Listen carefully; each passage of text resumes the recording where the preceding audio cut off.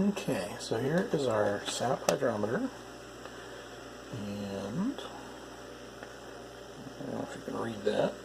Really hard to read. This is just plain tap water, so it should read at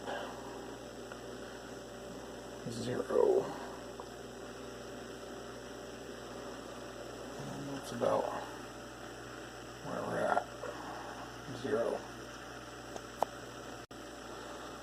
Next up, we're going to empty out the tap water. We're going to fill it with our maple sap that was frozen. Okay, so we've just filled it with what was frozen sap water. We're going to try our hydrometer again, see if there's any sugar in it. There.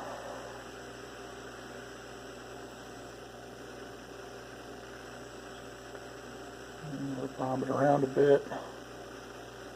Let's see what we got here.